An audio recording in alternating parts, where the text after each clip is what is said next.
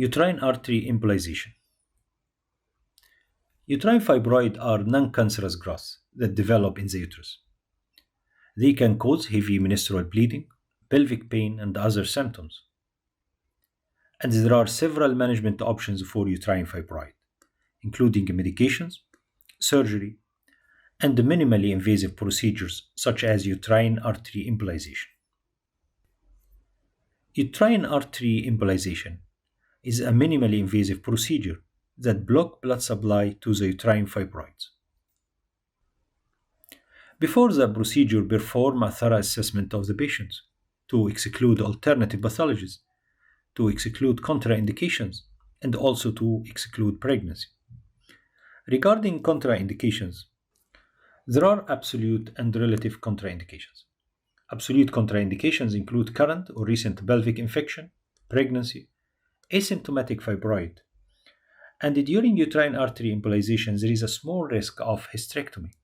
If the patient does not accept such risk, then the procedure is absolutely contraindicated.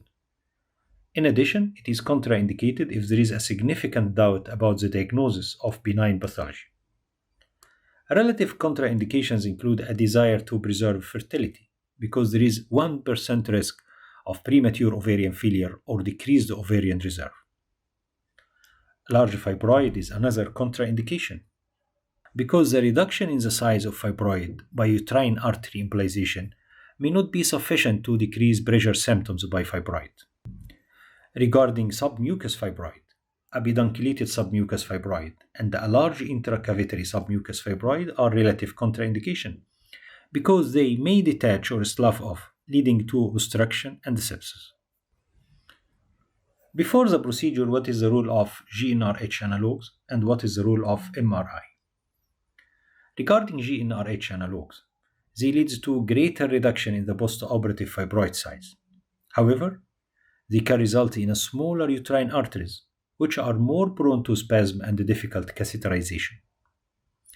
In fact, the ME trial found a 60% unilateral or bilateral failure rates in patients treated with GnRH analogues before uterine artery embolization.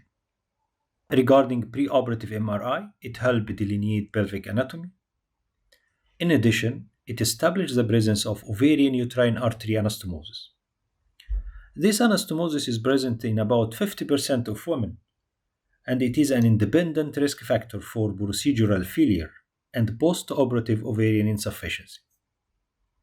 During the procedure, it is typically performed under conscious sedation, which lasts for 30 to 90 minutes. A catheter is inserted into the femoral artery, and it is guided to the uterine artery with fluoroscopy. Then angiography identifies the vessel supplying the fibroid. And a permanent embolic agent, such as polyvinyl alcohol particles, is injected into the vessel as close as to the fibroid as possible. After the procedure, prophylactic anticoagulation depends on the venous thromboembolism risk.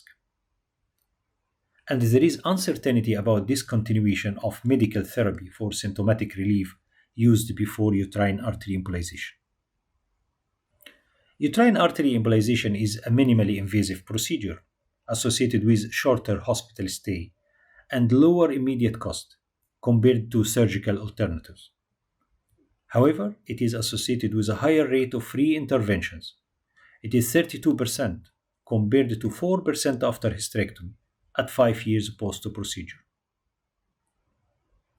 Regarding complication, it can occur after discharge and up to 1 year after the procedure. There is about 1 to 2% risk of early ovarian failure. Regarding sexual function, overall, it is most likely to be unchanged. And there is variable results, with improvement in 26% and deterioration in about 10%. If pregnancy happens, there is an increased risk of obstetric complication in subsequent pregnancy, including miscarriage in more than 60%, cesarean section, morbidly adherent placenta, and postpartum hemorrhage. This table from TOG article classifies complications into immediate complications, including, for example, groin hematoma, arterial thrombosis, aortic dissection, pseudoaneurysm, reaction to contrast media, spasm in the uterine artery, and the non-target embolization. Early complications which occur within 30 days, and the most important is post-embolization syndrome. The patient complains of pain, fever, nausea, malaise, and there is increased white blood cells, in addition to UTI and DVT. Late complications which occurs more than 30 days include vaginal discharge, which is usually self-limiting, fibroid expulsion in 10%, endometritis in 0.5%, sexual dysfunction, amenorrhea in 1.5%, and the most important is non-target embolization, which results in premature ovarian insufficiency or decreased ovarian reserve. Thank you.